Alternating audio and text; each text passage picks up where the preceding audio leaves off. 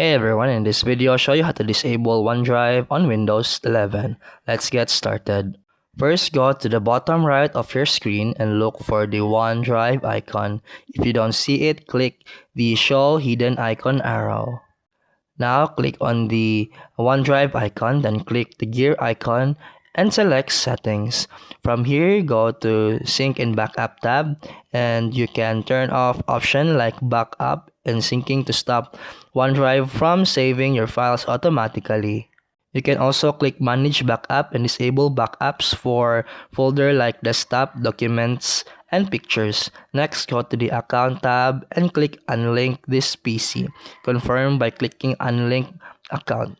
This will sign you out and completely disable OneDrive on your computer.